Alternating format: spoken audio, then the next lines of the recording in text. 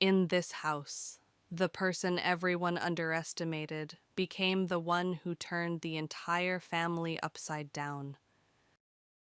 My name is Imani Thompson, and I am 32 years old. This Thanksgiving, my father screamed that I wasn't his child. My mother agreed. They told me to get out of the house, the same house my paychecks were secretly keeping afloat. They didn't know that their golden boy, my brother, was a fraud. They didn't know I had the proof. And they certainly didn't know that by Friday morning foreclosure notices and police officers would be at their front door. Before I tell you how one disastrous dinner unraveled a lifetime of toxic lies, let me know in the comments where you're watching from. And if you have ever been the quiet one in the family, the one who fixed everything while everyone else took the credit, hit that like and subscribe button. This is the story of what happens when the scapegoat finally stops paying the bills and decides to cash a receipt instead. The smell of brown sugar-glazed ham and collard greens usually comforts me, but not today. Today, it just felt heavy, suffocating. Thanksgiving at my parents' house in Atlanta wasn't about gratitude. It was a performance.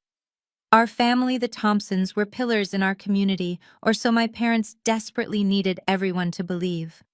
My father, Elijah, sat at the head of the long, polished mahogany table, radiating a pride that wasn't entirely earned.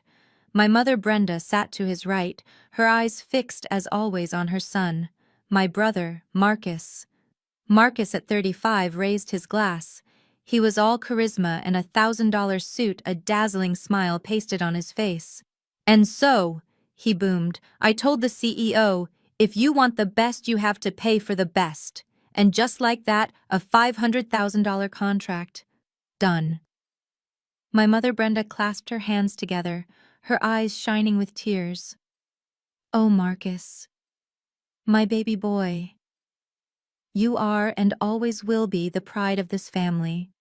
She was obsessed with status, with how we looked to the other families in our Jack and Jill chapter. "Ashley," she said, turning to my sister-in-law, "you are so lucky to have him." Ashley, who is white, flashed her brand-new Cartier watch, a blinding flash of gold and diamonds. "He always spoils me," she purred, leaning into him. She loved playing this role, the sophisticated wife of the successful Black entrepreneur. She relished the position it gave her, and she never let me forget it. This was the family script. Marcus was the star, the heir to the Thompson legacy. I was just Imani, the 32-year-old boring one, the one with the safe job. As a financial risk analyst, I lived my life in spreadsheets and data, a world my family found baffling and dull. I lived in a rented high-rise apartment downtown, a choice they saw as a failure compared to the sprawling suburban houses they felt we should own. My father's attention finally turned from his son, and his gaze landed on me like a ton of bricks. The warmth vanished from his face. "And you, Imani," his voice cut through the adoration, "still pushing papers at that boring downtown job." I felt the heat rise in my cheeks. Every eye at the table swiveled to me. 32 years old. He continued, his voice laced with disdain. "No husband, no kids, still in that little apartment. Don't you feel ashamed looking at your brother? At what he's accomplished?" Ashamed. I thought of the call I'd made last month, quietly refinancing my own condo. Not an apartment to cover the unexpected business loss Marcus had, which I knew was really a series of bad gambles. I kept my voice perfectly flat, perfectly calm. "My job is fine, Dad. It pays the bills." It pays the bills. Those 4 words were the match that lit the fuse. Elijah slammed his fork down onto his expensive china plate. The sound cracked through the room. "Pays the bills," he roared. Don't you dare get smug with me. You think the few dollars you send your mother every month gives you the right to talk back. A few dollars.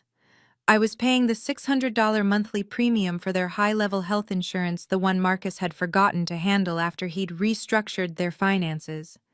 Elijah was just getting started. "Do you have any idea what real success looks like, your brother?" he said, gesturing to Marcus as if he were a king. Just signed a $20,000 check to sponsor us this month, just because that's what a real child does. My blood ran cold. $20,000. I froze the fork halfway to my mouth. I knew exactly where that $20,000 came from. It wasn't from a $500,000 deal. It was from the new line of credit on this very house, a line of credit I had explicitly warned them not to open. I had seen the credit bureau alert just last week. Marcus hadn't given them $20,000. He had stolen $20,000 of their own home equity and presented it to them as a gift, and they were thanking him for it. I tried to keep my voice low. $20,000, Dad. Do you even know where that money? Silence, he bellowed. His face was turning a dangerous shade of red. This is Thanksgiving, my day. You are always like this, consumed by jealousy. You cannot stand to see your brother succeed, can you? I looked to my mother for help, for any sign of support. She just shook her head, her face a mask of profound disappointment. But not in him. In me. She leaned in her voice a venomous sibilant whisper. You're upsetting your father, Imani. Stop ruining the holiday. You're just jealous of Marcus. You always have been. Jealous. That was the word that had defined my entire life. When I got into Spelman on a full academic scholarship, I was just jealous of Marcus's networking skills at Morehouse, a school my father had to pay for in full. When I landed my first promotion at the bank, I was jealous that Marcus was brave enough to start his own business, a business my father gave him seed money for. For them, my quiet, steady, real success was an insult. Marcus's loud, flashy, and fraudulent failures, which I was always called to clean up in secret, were celebrated as taking big risks. I was the family's secret accountant and its public failure. Ashley, the sister-in-law, decided it was her turn to twist the knife. She placed her pale, delicate hand on my arm, her nails perfectly manicured, a stark contrast to my own dark skin. "Oh, Imani," she said, her voice dripping with a fake sugary pity. "I know it must be so hard. Really. Seeing others, seeing Marcus just get everything so easily. It must be frustrating. But you don't have to try and tear him down. It just looks so desperate." Desperate. That was it. That was the last straw. I looked from her perfectly styled blonde hair to the new Cartier watch on her wrist.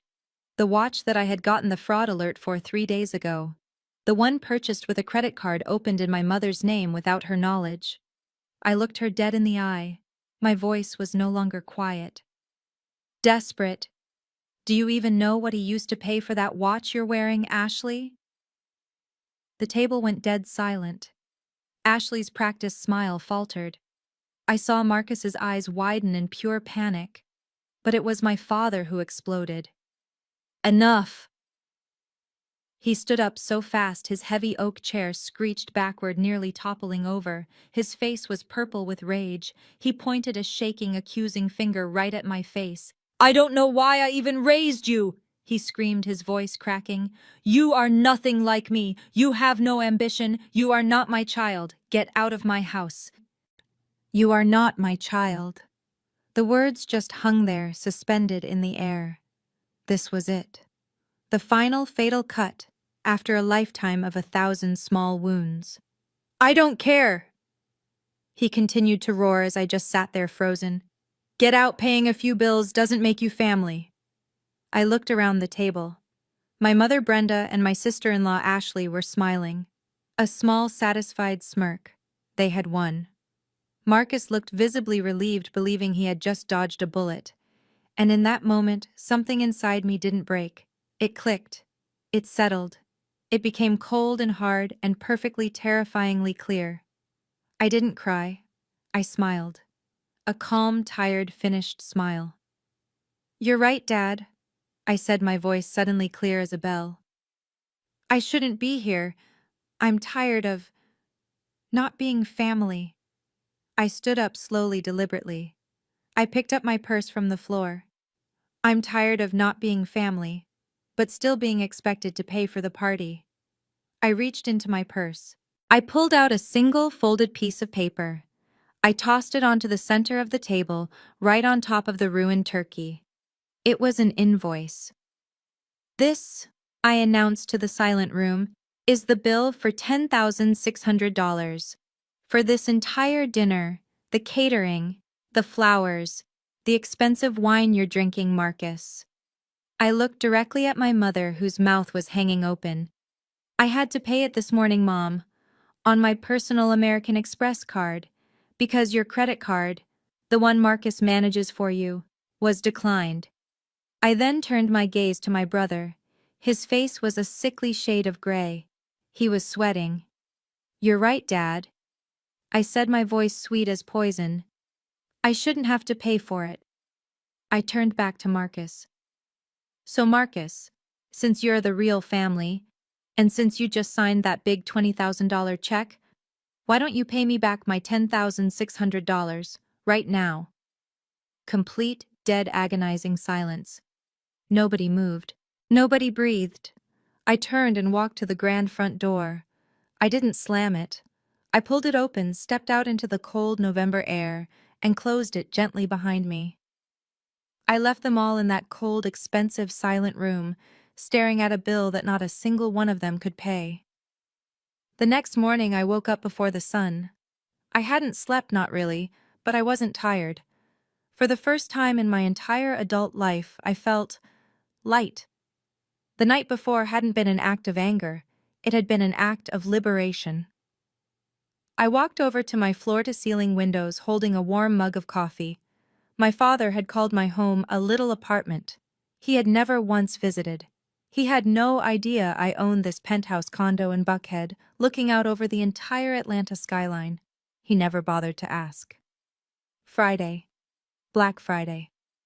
For my mother Brenda, this was the high holy day. It was the Super Bowl of her religion, rabid competitive consumerism. My phone, charging on the marble kitchen island, began to buzz. The screen lit up, Mom. I watched it vibrate, the sound unnervingly loud in the quiet of my apartment. It stopped. A second later, it buzzed again. Mom! And again. And again. I counted. 12 missed calls in under 10 minutes. I knew. Oh, I knew exactly why she was calling. She wasn't calling to apologize. She wasn't calling to see if I was safe. She was calling from the checkout line at Lenox Square, probably at Neiman Marcus or Saks, holding a stack of designer clothes.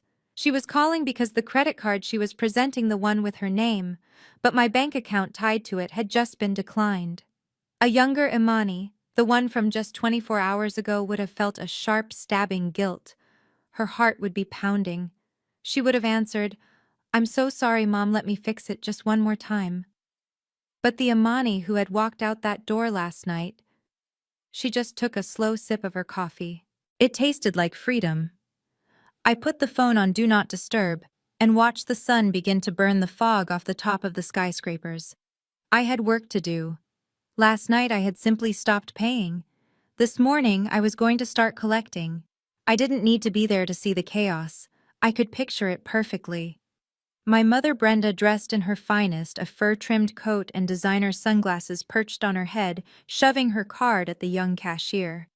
"Try it again," she would hiss, her voice low and furious. "There must be something wrong with your machine." The cashier, polite but firm. "I'm sorry, ma'am, this card has been declined. All of them." I could feel the hot flush of public humiliation she must be feeling. The line of other shoppers behind her, impatient, judging. Her Brenda Thompson, wife of the successful Elijah Thompson, mother of the prodigy Marcus, being declined. I picked up my phone an hour later. Just as I thought. A string of frantic voicemails. I pressed play on the latest one. "Imani, Imani, you pick up this phone right now." Her voice was a shriek, high-pitched and vibrating with rage. "My card isn't working. They declined me, at Neiman Marcus, in front of everyone, in front of Janet Howard.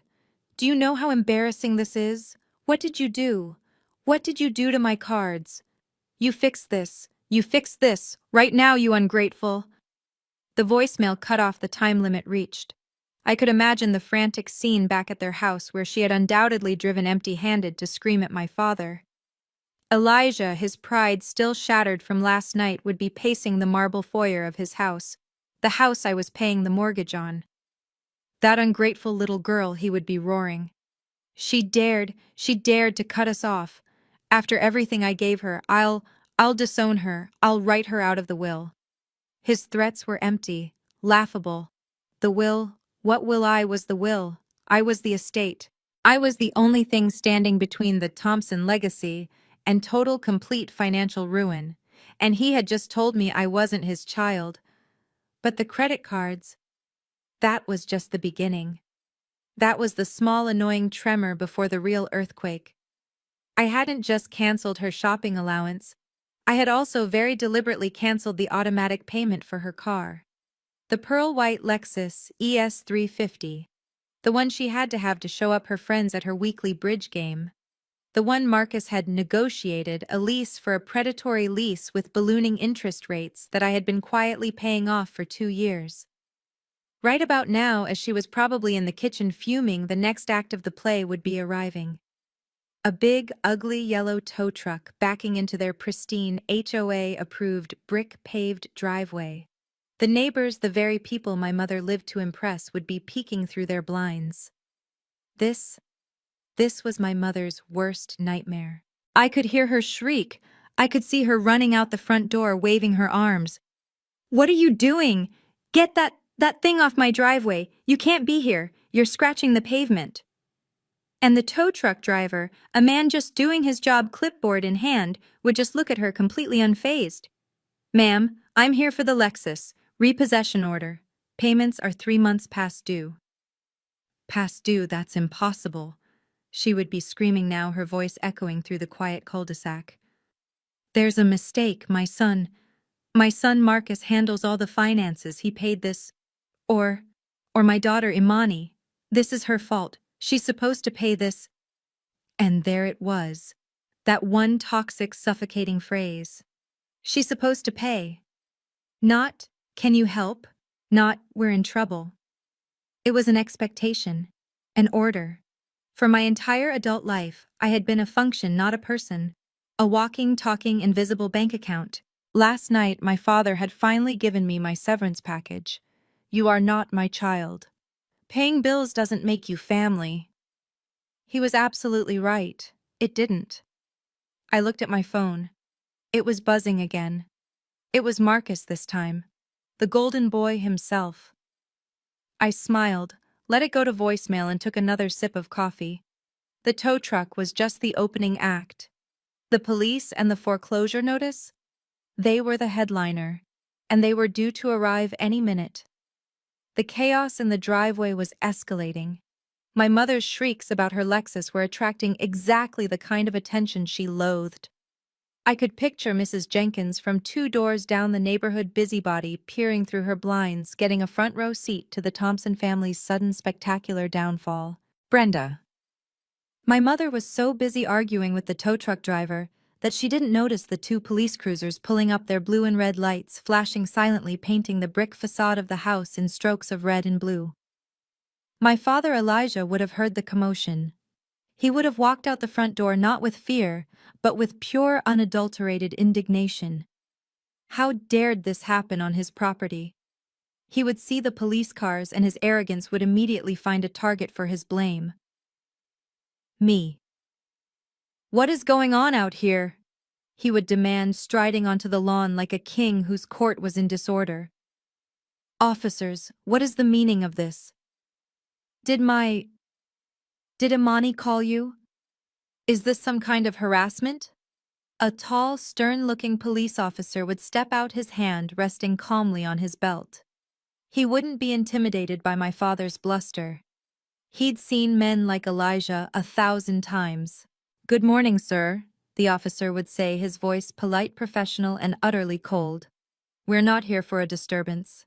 We are simply here to keep the peace. This gentleman," he would add, motioning to the man stepping out from behind the other police car, "has official papers to serve to an Elijah and a Brenda Thompson." This new man was the real threat. He wasn't a cop. He was a man in a rumpled, inexpensive suit holding a thick 9 by 12 manila envelope. He was a process server. He was the chaos I had been waiting for. He approached my parents, his face impassive. Elijah Thompson, Brenda Thompson. My mother, momentarily silenced, would just nod, her eyes wide with fear. The man handed the thick packet to my father. "You have been served." My father took the envelope as if it were a snake. He stared at it. "Served? What is this, a lawsuit? Did that girl sue us?" The process server just shook his head. "Have a good day, sir." He turned, got back in his car and drove away, leaving the two police officers to watch as my father with trembling hands ripped open the seal. "Brenda," my father would whisper, his voice suddenly small. "Brenda, what is this?" My mother would snatch the papers from him. Her eyes would scan the bold, terrifying headline at the top of the first page. "Notice of accelerated foreclosure." "Foreclosure!" She'd shriek, the word tearing out of her. "That's impossible. That's a lie. We paid this house off. We paid this house off 20 years ago. This is a mistake. It's a horrible mistake." My father would be shaking his head, his face a ghostly shade of gray. He'd be reading further down the page, his eyes fixed on the details that my mother in her panic had missed. "No, Brenda, it says, we took out a second mortgage, a business loan, 6 months ago." He looked up, his eyes hollow. "Brenda, it says we borrowed $300,000. 300. My mother couldn't even finish the word. "Against this house." My father finished, his voice a hoarse whisper. He kept reading, and then his body went rigid. The loan was made out to Thompson Legacy Consulting. Thompson Legacy Consulting. The name of my brother's company, the fake shell corporation he used to funnel their money, and apparently now their home. Both of them, as if pulled by a single string, turned their heads. Marcus. He was finally emerging from the house, rubbing the sleep from his eyes, a silk robe hanging off his shoulders, annoyed that his morning had been disturbed. "What is all this noise? I'm trying to sleep. Did you guys handle that car thing?" My mother Brenda walked toward him slowly, as if in a trance. She was holding the foreclosure notice. "Marcus?" she asked, her voice a tiny broken thing I had never heard before. "What is this baby? They say the house is being foreclosed on." She held the paper up to him. "It says, Thompson Legacy Consulting. Marcus, what did you do?" Her voice was rising, hysteria creeping in. "You told us that was just... You said it was just paperwork. A business guarantee, you said. You said it was routine." Marcus's eyes darted from the paper to the police officers, who were still watching, to the tow truck, which was now hitching its chain to the Lexus.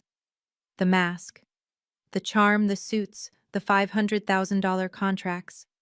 It all evaporated in the morning sun. He was just a spoiled, terrified 35-year-old boy who had finally been caught. He started to stammer, backing away. I, it's a cash flow problem. It's temporary. I can fix this. I can fix it." He looked wildly between my parents, his eyes landing on my mother. Mom, call Imani. Call your daughter. Tell her to fix this. Tell her to pay it. Call Imani now." And just as Marcus was screaming my name, his voice cracking in panic, a car pulled up to the curb. It wasn't loud, it just appeared. A silent, sleek black Tesla Model S. A car my family had never seen before. A car they didn't even know I owned, because in their minds, I was just the daughter with the little apartment and the boring job. The driver's door opened, and I stepped out. I wasn't wearing the clothes of the sad, overlooked daughter from Thanksgiving. I was wearing my armor. A sharp navy blue power suit tailored perfectly. My hair was pulled back into a severe, elegant bun. I wore my darkest, most expensive sunglasses. I looked exactly like what I was, a senior financial risk analyst here to liquidate a portfolio of bad assets. My father Elijah saw me and his fear instantly evaporated, replaced by the familiar comfortable mask of his rage. This was the only way he knew how to talk to me. He pointed that shaking finger, the one holding the foreclosure notice. You! He roared, his voice echoing across the manicured lawns. You did this. You planned all of this. You're behind this. You, ungrateful. The police officers tensed, watching the confrontation. The tow truck driver paused. My mother looked at me, her face a horrible mask of desperate hope, as if I were a magician who had arrived to make the tow truck and the police and the foreclosure notice all disappear. I walked slowly up the stone path, my heels clicking with a rhythm that sounded like a ticking clock. I stopped just in front of him, close enough that he could see his own furious, distorted reflection in my sunglasses. I calmly took the glasses off, folded them, and looked him dead in the eye. My voice was ice cold. It didn't waver. "No, Dad," I said, my voice cutting cleanly through his yelling. "I didn't do any of this." I paused, letting the silence hang in the air for 1, 2, 3 seconds. "I just stopped." He stared at me, his mouth half open, the accusation dying on his lips. "Stopped? Yes, I stopped." This was the second slap, the one that was far more brutal than the $10,000 dinner bill. "I stopped paying the $5,200, I said, my voice level. "That has been auto-drafted from my checking account on the first of every month, for the last 5 months, to cover the $300,000 mortgage you're holding in your hand. The one Marcus told you was just a business guarantee." My mother let out a tiny gasp. "5,000. I stopped paying the $900 monthly lease payment on that pearl-white Lexus," I said, nodding to the tow truck that was now lowering the car onto the street. "The one Marcus negotiated for you, which has been delinquent for the last 3 months, until I once again stepped in." I stopped paying. I continued, turning my gaze to where Ashley, my sister-in-law, was now hiding behind Marcus. "For the American Express Platinum card. The one Ashley has been using for her shopping trips to Phipps Plaza. Another $4,000 this month alone." I finally looked at my brother Marcus, the golden boy. He looked green. He was sweating through his silk robe on a cold November morning. "And I stopped funding you," I said to him directly. "That $20,000 check you so generously sponsored Mom and Dad with, that came from my retirement account. I transferred it to you just so you could look good for them, so you could keep this entire pathetic lie going for 1 more month." The air left my father's lungs in a rush. My mother looked like she was going to faint. "Last night," I said, bringing my attention back to my father, "you told me I wasn't your child. You screamed it. You said paying bills doesn't make me family." I, I, he stammered. "I decided," I said, "that for the first time in my life I was going to believe you. So I went home, and I made one phone call to my bank. I am a very good customer. I canceled every single automatic payment, every transfer, every safety net that I had secretly put in place to protect this family from Marcus, to protect you from yourselves." My mother Brenda finally collapsed. The pride, the arrogance, it all shattered. She stumbled forward, grabbing my suit sleeve, her face a mess of tears and panic. "No, no, Imani, baby, no," she sobbed. "We didn't mean it. Your father, he was just angry. You know how he gets. You have to save us. You have to fix this. Please, Imani, please." I looked down at her hand on my arm. I didn't move. I didn't comfort her. "Fix what, Mom?" I asked. "The $10,600 last night was just for the party. That was a rounding error." I looked up, making sure all of them, my father, my mother, my brother, and his wife, could hear my next words. "In the last 6 months alone, I have personally covered $114,000 of Marcus's debts, of his fraud." Ashley let out a sound, a little squeak of pure terror, and looked at Marcus with an expression of absolute horror. She finally understood. My father Elijah, that proud, arrogant man, looked like he had aged 20 years in 20 seconds. He was leaning on the brick pillar of his porch, his knuckles white. But the storm I had unleashed wasn't over. Not even close. They were standing there staring at the financial ruin. They thought this was just about debt. They thought this was the worst it could get. They didn't know the chaos I had promised had another name. They didn't know that the next part was criminal. A few days later, they sat in a room that was the exact opposite of their chaotic home. It was a glass-walled conference room on the 40th floor of a skyscraper in Buckhead, the office of Ms. Davis, my attorney. The air was cold, the furniture was minimalist and expensive, and the view of the city was infinite. My family looked small. They looked haggard and cheap and completely out of place. Elijah, Brenda, Marcus, and Ashley sat on one side of a massive granite table. I sat on the other next to Ms. Davis, a sharp older black woman in a crisp gray suit, who looked at them as if they were a clerical error. My mother Brenda started first. The tears were instant, a performance she had perfected over a lifetime. "Imani," she sobbed, dabbing at her eyes with a crumpled tissue.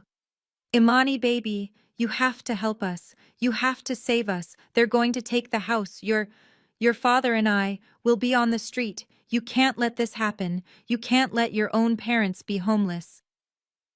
I just watched her. I felt nothing. No pity, no anger, just empty. My father Elijah couldn't even stand her begging. He slammed his hand on the granite table, making Ashley jump. "Enough, Brenda, stop begging! This girl owes us!"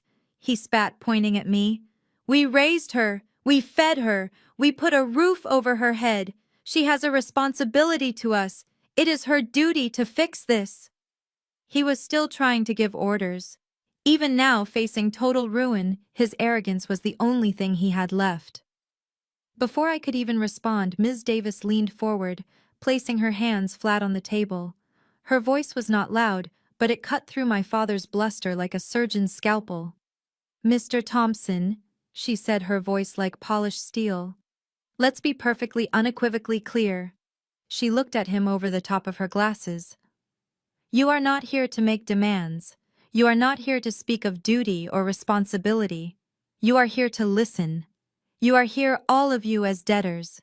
You are here at the mercy of my client, Ms. Imani Thompson, the very person you and your son have been defrauding for the better part of a year, the person to whom you—" She looked at Elijah and Brenda. "And you," she looked at Marcus and Ashley, "owe a significant and legally actionable sum of money." My father's mouth snapped shut. He looked like he had been slapped. The silence was deafening. Ashley, seeing that threats and tears had failed, decided to try her own special tactic. She leaned forward, trying to create an air of intimacy, of sisterly conspiracy. She put on her best, most empathetic, concerned white friend voice.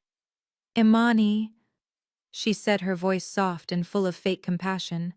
She even tried to reach her hand across the table toward me.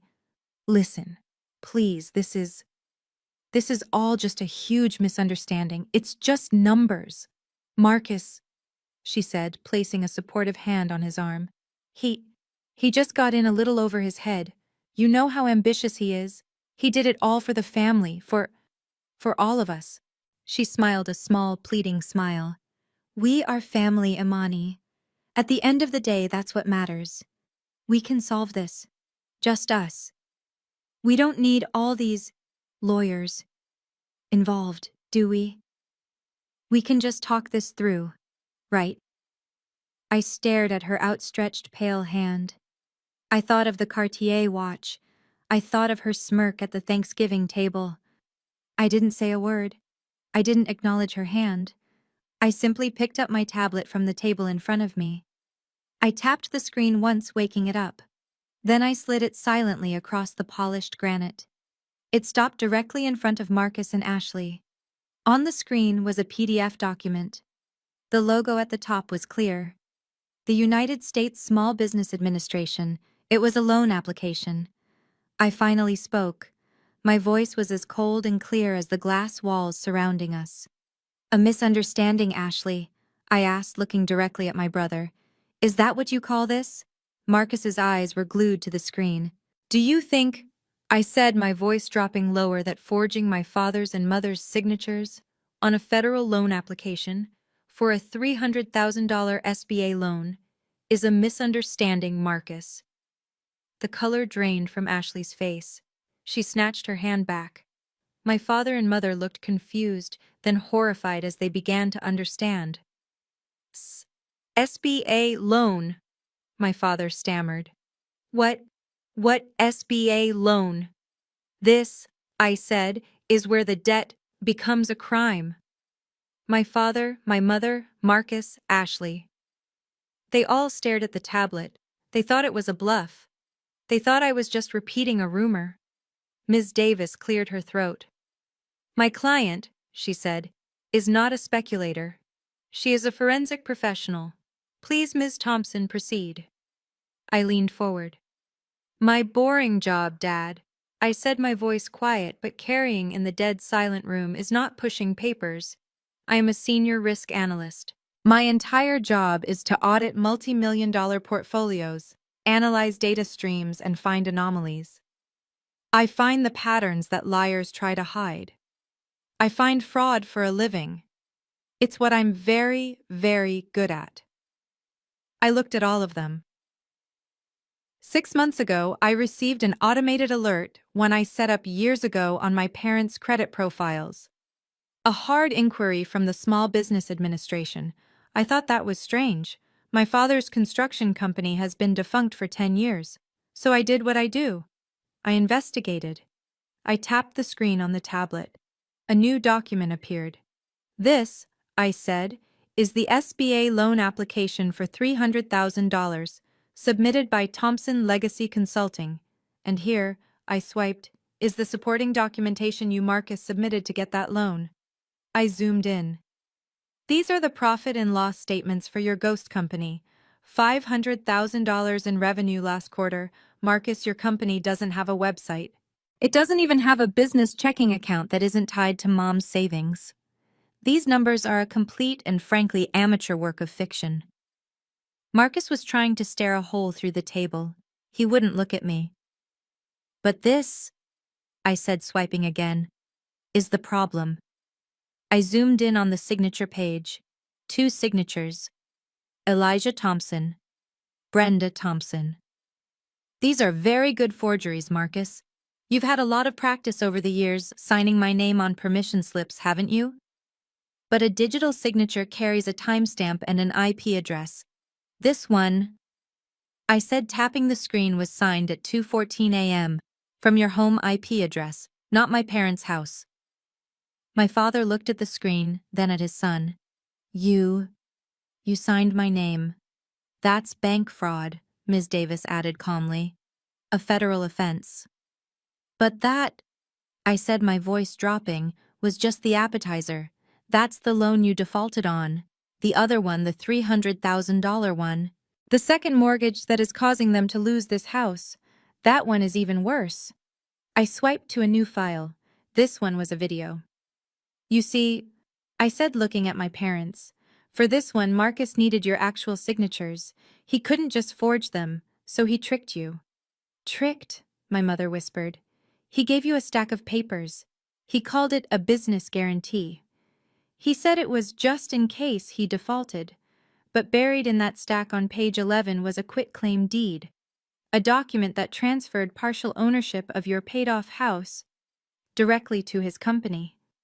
No, my father said, shaking his head. No, he wouldn't. He did, I said. You signed your own home away and you didn't even read it. But that still wasn't the final step.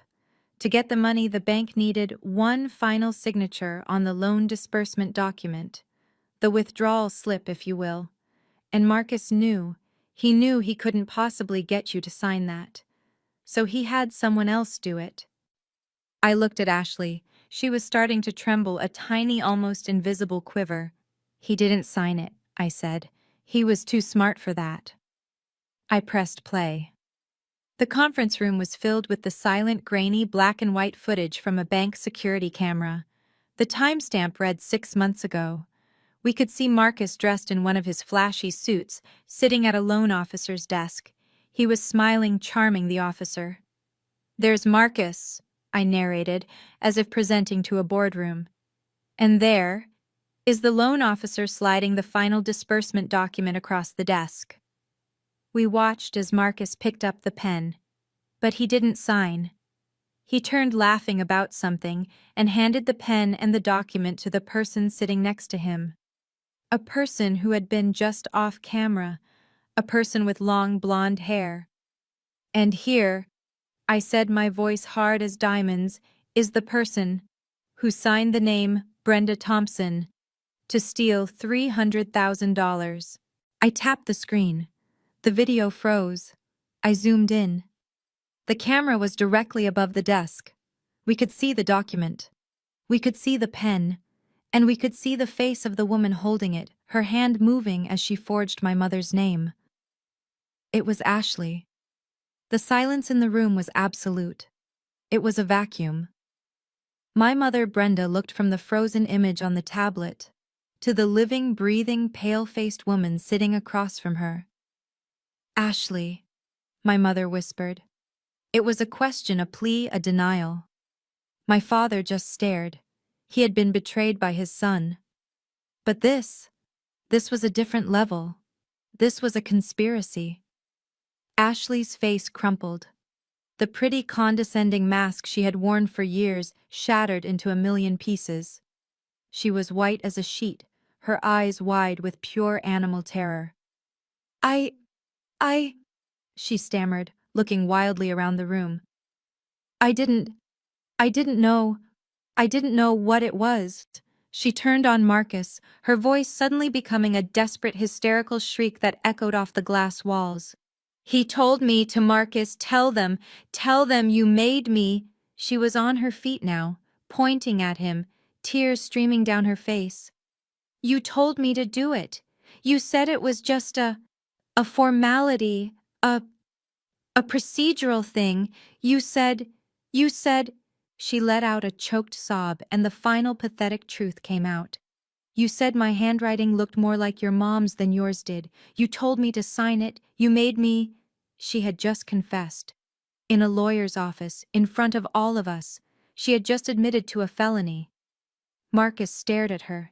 His face was not panicked. It was a mask of pure, unadulterated hatred.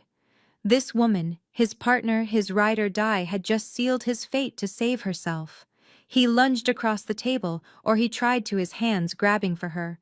"You're lying!" he roared, his voice breaking. "You liar!" Elijah had to grab his arm to hold him back. "It was your idea!" Marcus screamed, his face purple, spit flying from his mouth. "It was you! You were the one who was scared. You were terrified of being poor. You were the one who kept saying, 'We have to do something, Marcus.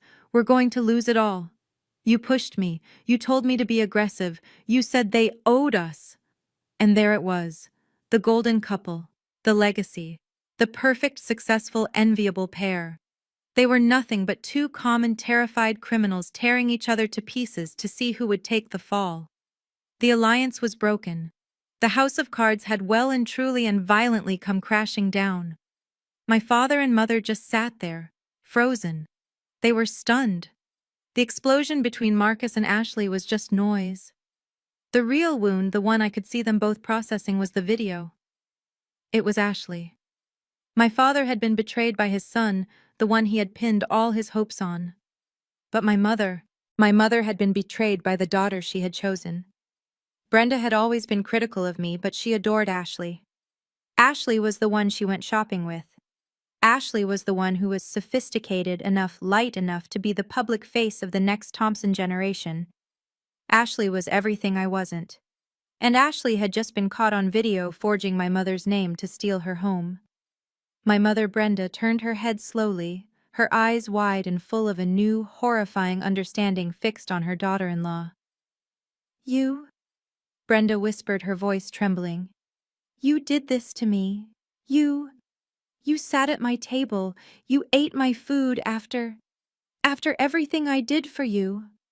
Her voice started to rise, gaining a hysterical edge that had nothing to do with money and everything to do with a deep personal wound. I treated you like my own daughter. I told my friends you were my daughter, and you smiled in my face while you.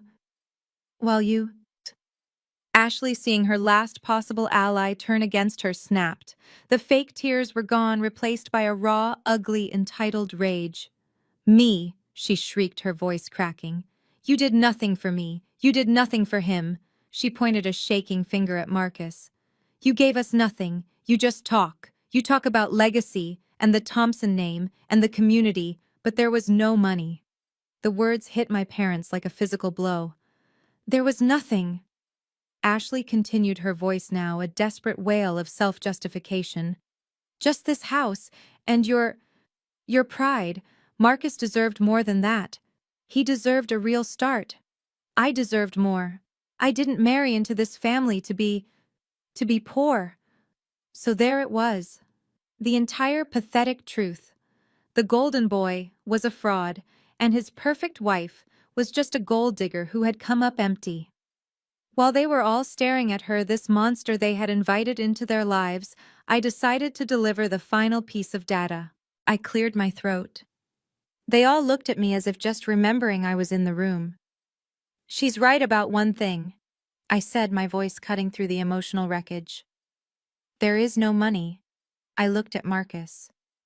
That $500,000 contract you announced at Thanksgiving, Marcus. The one that made Dad so proud. Marcus, who had sunk into his chair, refused to meet my eyes. That was a lie, I stated as if reading from a report. My boring job gives me access to certain databases, public records. I ran a check on you, Marcus, and on Thompson Legacy Consulting. You didn't sign a contract.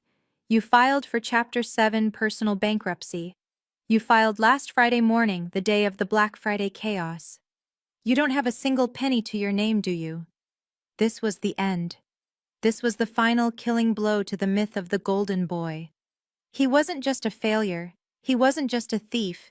He was a broke thief. A complete and total fabrication, from his expensive suit to his fake contracts. My father Elijah didn't move. He didn't yell. He didn't look at me or at Ashley or at Brenda. He just stared at his son. He stared at Marcus, the son he had championed, the son he had sacrificed his daughter for, the son he had loved, and the son who was nothing. He didn't speak for a full minute. The silence was heavier than any of the screaming had been. When he finally opened his mouth, his voice was a hollow, empty shell. It was the sound of a man whose entire world had just turned to dust. He looked at Marcus, and with a quiet, devastating finality, he said, You have destroyed this family. You destroyed all of us." Marcus just wept. Pathetic, silent tears. The emotional part of the meeting was over. Now the business part began. Ms. Davis, my lawyer, who had been watching this entire implosion with the quiet patience of a vulture, huffed once. She straightened the papers in front of her. "Well," she said, her voice crisp and loud, bringing the room back to attention. "Now that everything is perfectly clear, my client, Ms. Imani Thompson, has a proposal." The screaming finally subsided. Marcus and Ashley were sitting on opposite ends of their side of the table, breathing heavily, refusing to look at each other. They were finished. My mother was weeping into her hands. My father just stared at the granite tabletop, his reflection staring back at him, a broken old man. All the power in the room, all the arrogance, all the legacy had drained out of them, and it had all flowed to my side of the table. Ms. Davis, my lawyer, let the heavy toxic silence hang in the air for a full minute, allowing the reality of their situation to settle on them like a shroud. She then very deliberately straightened her papers, the crisp shush of the movement making them all flinch. "Now that all parties," she said, her eyes sweeping over them, "are in full possession of the facts, my client, Ms. Imani Thompson, has a proposal." 4 pairs of eyes snapped to me, not with defiance, not with anger, but with a desperate animal fear. They were drowning, and I was the only one on the shore. Brenda. My mother was the first to speak, her voice a raw, desperate croak. Imani, please. The house. I don't care about the car. I don't care about anything else. But the house. Your father's house. Please, you. You can't let them take our home. I looked at her, and then at my father. His home. The house that was a monument to his pride. The house that was never a home to me. It was just the stage for their performances, the place where I was the permanent, unthanked, invisible stagehand. I let them wait. I let them sit in that terrible, suffocating silence, the one they had so often forced me to endure. Finally, I spoke. I will save the house. The relief that flooded the room was a physical thing. It was disgusting. Brenda let out a sound, a sob of pure, unadulterated gratitude, as if I had just granted her a miracle. Elijah, my father looked up at me, his eyes red-rimmed, a flicker of disbelief and, yes, hope in his eyes. Even Marcus, the architect of this entire disaster, lifted his head, a pathetic, hopeful look on his tear-stained face. They thought I was bluffing. They thought I had come here to scare them, and now, having made my point, good, reliable, responsible Imani would step in and make it all go away. They thought the old dynamic was back. They thought I had come to fix it. I let the hope hang in the air for a second, and then I took it away. But, I said, that one word, it was like a gunshot. Everyone froze. But, not for you. My mother's hopeful expression crumpled into confusion. What? What do you mean, baby? I mean, I said, leaning forward, I am not paying off Marcus's $300,000 fraudulent loan. That money is gone. I am not throwing good money after bad. That would be a terrible financial decision. But the foreclosure, my father stammered. I will let the foreclosure proceed, I said calmly. No, Brenda shrieked, lunging forward. Let me finish, I said, and my voice was so cold, so final, that she actually sat back down. I will let the bank foreclose, I continued. And at the foreclosure auction, I will be the sole and primary bidder. I will purchase the house, free and clear of all your debts, from the bank. It will be my property. The deed will be in my name, and my name alone. The reality of what I was saying began to dawn on them. My father's face went from pale to red to a shade of purple I remembered from Thanksgiving. You vulture, he whispered, his voice shaking with a new rage. You'd do that. You'd kick us out. Your own parents. After all this, you'd kick us out onto the street. He was so predictable. Always the victim. No, Dad, I said. I almost smiled. I'm not going to kick you out. I'm not you. I'm not as cruel as you are. He stared at me confused. I'm going to lease it to you, I said. A total blank, uncomprehending silence. I'm going to be your new landlord, I explained as if to a child. I will have Ms. Davis here draw up a formal, legally binding lease agreement. You and Mom can stay in the house, my house. I leaned in, savoring the moment. The rent will be $1.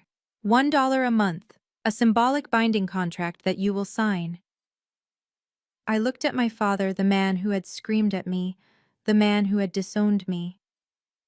So that from now on, for the rest of your lives, every time you walk through that front door, every time you sleep in that master bedroom, every time you host a party in that backyard, you will remember. You will remember that you are living there, solely and completely, by the grace and the charity of the daughter you said wasn't your child. I looked at him. You will never, ever forget again. Who pays the bills? This was the true revenge. Not homelessness, not poverty, but humiliation. A public, permanent, inescapable reversal of power. They would get to keep their house, their precious appearance in the community. but they would lose everything else: their pride, their authority, their legacy. They would be tenants in their own kingdom, and I would be the queen. My father said nothing. He just broke. He put his head in his hands, and his shoulders began to shake. Ms. Davis, seeing that the first part of the proposal had been fully understood, slid another set of documents across the table, tapping them with her pen. "And that," she said, her voice bringing the room back to a sharp, cold focus, "brings us to the second condition, the one concerning Mr. Marcus Thompson and Ms. Ashley." My father's quiet sobs were a strange, hollow sound in the sterile room. My mother was staring at him, her face a mask of blank shock. The house was saved, but their pride was gone. They had been reduced to tenants in their own lives. But I wasn't finished. That was just the condition for my parents. Now it was time for the architects of the fraud. My gaze shifted, moving from my parents and locking onto my brother Marcus and his wife Ashley. They were sitting huddled, pale and silent, like two criminals in the dock waiting for the judge to read their sentence. I looked at Marcus. "You and Ashley are a different matter entirely." Ms. Davis, my lawyer, picked up a thick stack of printed-out evidence: the video stills, the bank statements, the forged signatures, the fake profit and loss reports. She tapped the stack on the table, a sound like a gavel. "As we've established," I said, my voice clinical, "what you two have committed is not just family betrayal. It is bank fraud. It is identity theft. It is wire fraud." I let those words sink in. These were not family squabbles. These were federal crimes. My job, my boring job, has me working with federal prosecutors on cases exactly like this almost every month, I said. I know precisely what this evidence means, and I know exactly what the penalty is. I leaned in, and for the first time, I let a cold, hard smile touch my lips. With this file, with the bank's testimony and my parents' testimony, a prosecutor wouldn't even need to work hard. You would both be looking at a minimum of 10 years in a federal prison. 10 years. The blood didn't just drain from Marcus's and Ashley's faces.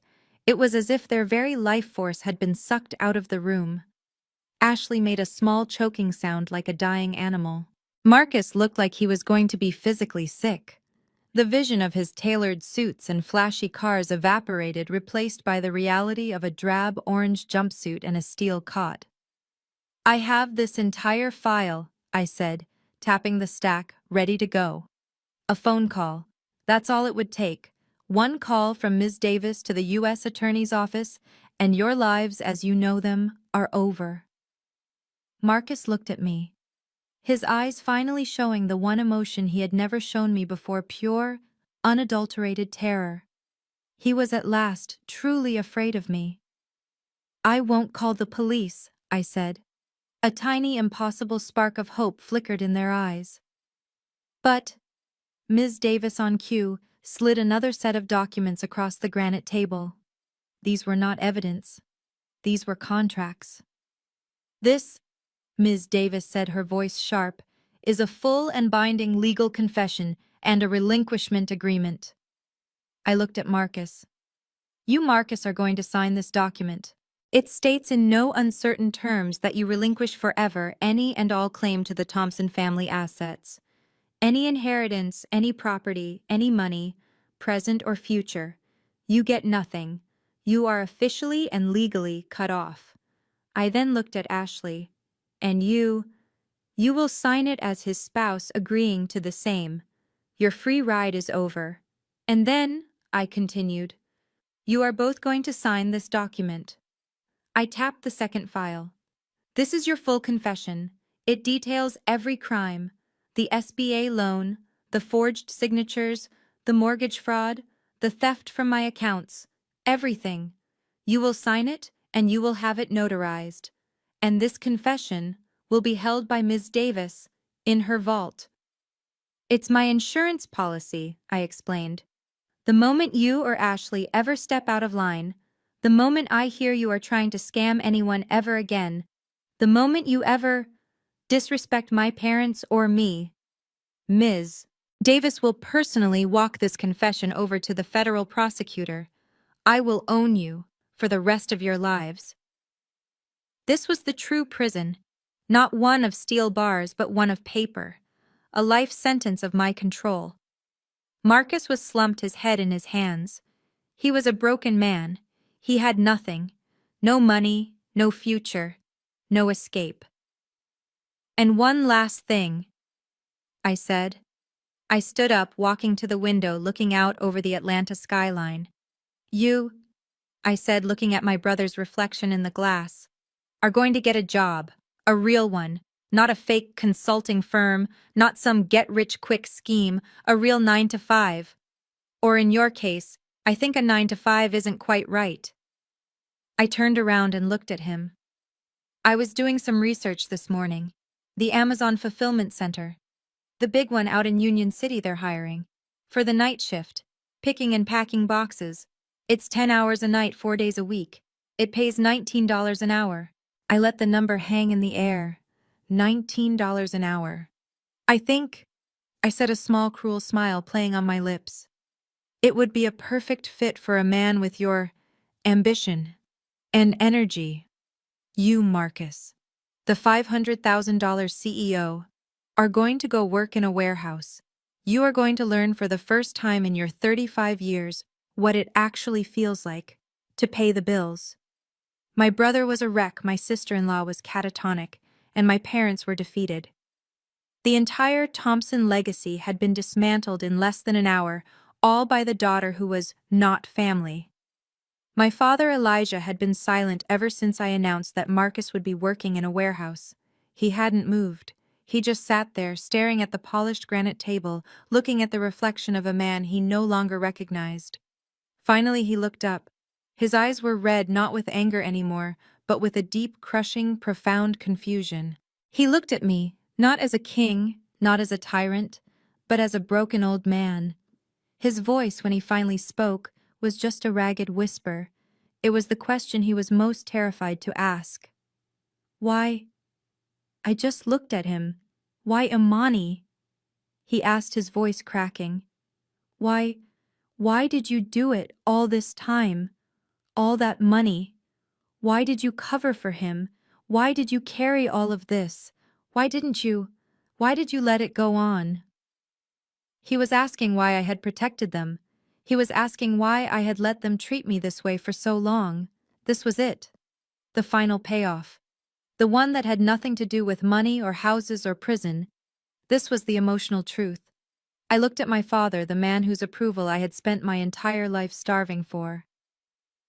Because I've done it before, Dad, I said, my voice quiet. He looked at me confused. What? What are you talking about? I'm talking about 10 years ago, I said. I'm talking about when I was 22, just about to graduate from college. I'm talking about Thompson Construction, your company, the one you were so proud of. His blood ran cold. I could see it. He knew what I was about to say. I'm talking about when your company collapsed, I said, my voice clear and steady. When it went bankrupt. Because you refused to modernize. Because you were a terrible manager of your finances. Because you ran it into the ground with your pride. No, he whispered. Yes, I said. And when the creditors were calling and the bank was seizing your assets and you were about to be publicly, humiliatingly ruined and declared a bankrupt failure, who do you think stepped in? He just stared at me. It was me, I whispered. Me, 22-year-old Imani. I took my entire college savings, the money I had earned from scholarships. I took out more student loans I am still paying off today. And I secretly, quietly paid your final debts. I negotiated with the creditors. I kept your name, the precious Thompson name, out of the bankruptcy filings. I kept you from being destroyed. The truth was finally out. He was not a successful man. He was a failure. And I had been cleaning up his messes, and his son's messes, for my entire adult life. I did it. I said the words heavy because I didn't want to see you be destroyed. I protected your legacy, your real one, because I loved you. I let that hang in the air. Marcus, he just wanted the name so he could sell it. I just wanted to protect the man. I looked at him, my eyes clear and for the first time free of any tears. I spent 10 years protecting a father, who at the first sign of trouble looked me in the eye and told me I wasn't his child. Imani, he choked out. So you asked me why, I said. That's why. But on Thanksgiving night, Dad, when you screamed those words at me, you finally set me free. Ashley didn't even wait for the ink to dry on the confession. She was the first one out of that lawyer's office and she never looked back. The ride-or-die loyalty she professed was only good as long as the ride was in a Lexus. The second she understood that the Thompson legacy was a bankrupt, toxic sham, she was done. She couldn't stand the humiliation. She hadn't just married a man, she had married a status. She had relished being the perfect white wife in a powerful, affluent black family. But a poor, shamed black family that was not part of her 5-year plan. She filed for divorce less than 48 hours after our meeting. She probably thought she could at least get half of something. But she had forgotten about the prenuptial agreement. The very document she had insisted on back when she believed Marcus was the next great Atlanta entrepreneur. She wanted to protect his future millions. For her. But the prenup was ironclad. It stated in very clear legal terms that any assets acquired through fraudulent means were null and void. And since all of their assets were fraudulent, she was entitled to exactly nothing. She left the marriage with the same things she brought into it: a few suitcases of expensive clothes and a mountain of credit card debt in her own name. She was last seen waitressing at a chain restaurant up in Alpharetta, far from the Buckhead social scene she used to crave. And the Cartier watch, I had the bank repossess it. It was after all purchased with a stolen identity. She walked away with absolutely and definitively nothing. And Marcus didn't have the luxury of disappearing. He was trapped by the confession he had signed. He was my puppet, and I held all the strings. And he was completely, utterly broke. The bankruptcy filing went through wiping out his non-existent assets and finalizing his status as a financial pariah. Banks wouldn't touch him. So, he took the job. He actually did it. The great Marcus Thompson, the pride of the family, reported to the Amazon Fulfillment Center in Union City for the 10 p.m. to 8 a.m. graveyard shift. I heard through the grapevine that the first few weeks nearly broke him. The physical labor was something his soft, privileged body had never experienced. He who used to boast about closing deals was now just trying to meet his pick rate, scanning and packing boxes under the harsh, humming fluorescent lights. But the physical exhaustion was nothing compared to the social humiliation. In our tight-knit community, news travels fast. The story wasn't about the crime. I had kept that part quiet, as promised. The story that leaked out was in some ways even worse. Marcus Thompson, the boy genius, was a complete fraud. He hadn't made $1. He had been living off his boring little sister for years. He was a leech. The invitations stopped. The fawning friends vanished. His phone went silent. He lost his wife. He lost his car. He lost his status. He moved into a depressing, beige-walled studio apartment in College Park, the kind with thin walls and a view of the highway.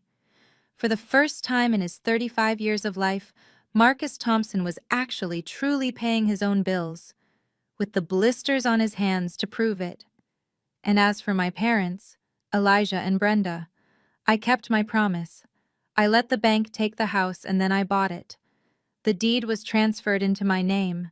The house my father had built his identity around was now just another asset in my portfolio.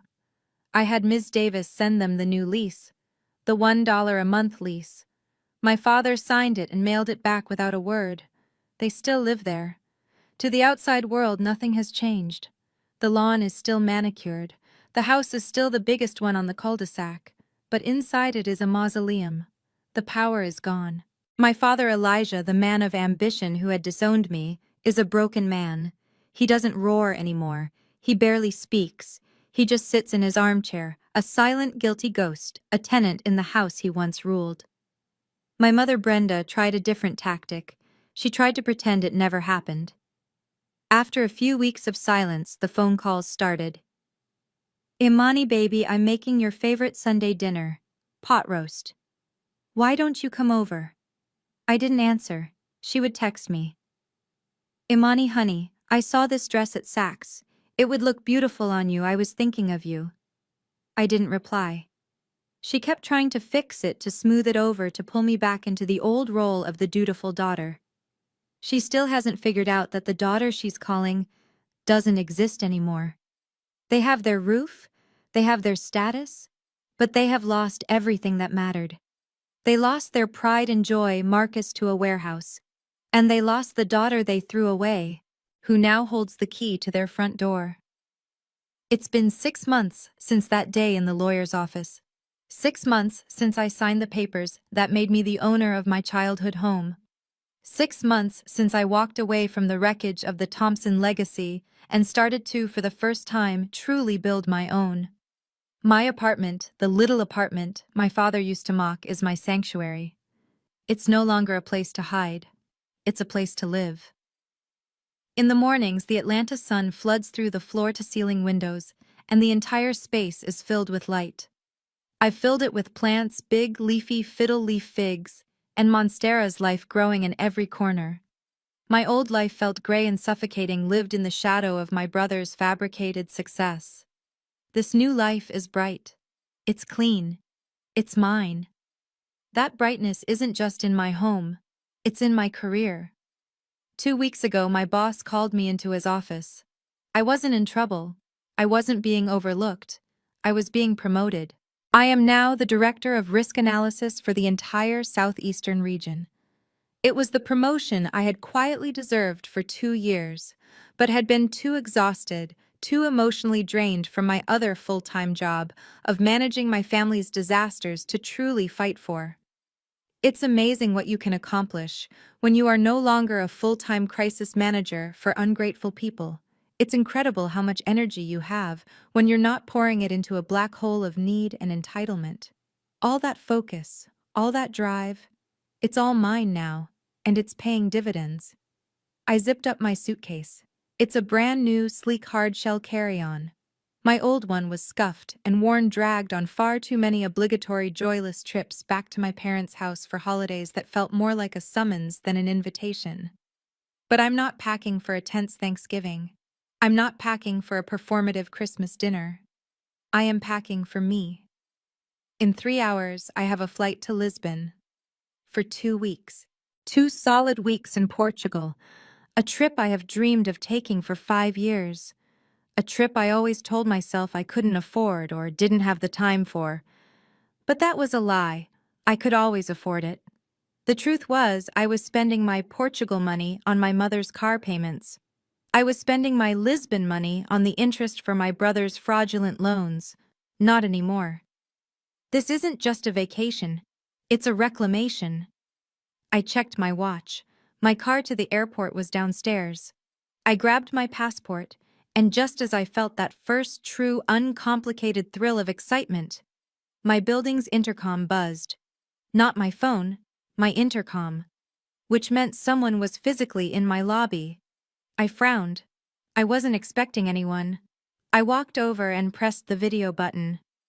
My heart didn't stop, but it did a funny little kick. It was my mother, Brenda. Standing in my gleaming modern lobby, looking small and lost, she was holding a foil-covered dish. A part of me, a tired old part, wanted to just ignore it. But I didn't. I pressed the button to let her up. I opened my apartment door and just waited. She walked slowly down the hallway, her steps hesitant. She looked older. The defiance was gone. The arrogance had evaporated. She was just a woman. She stopped a few feet from my door, not daring to step inside. She held out the pie dish. It was still warm. Imani, baby. She started, her voice small and soft. I I know you're busy. I just I wanted to thank you. You know, for for the house, for everything. She tried a small, watery smile. I I made you your favorite, sweet potato pie. I just looked at her. Then I looked down at the pie in her hands. The pie with the perfectly fluted crust. The pie I had watched her make for Marcus, and only for Marcus, every single Thanksgiving and Christmas of my entire life. The pie that I, as a child, was not allowed to cut into until Marcus had taken the first perfect slice. The pie I didn't even like. My voice wasn't angry, it wasn't cold. It was just quiet and honest. I don't like sweet potato pie, Mom.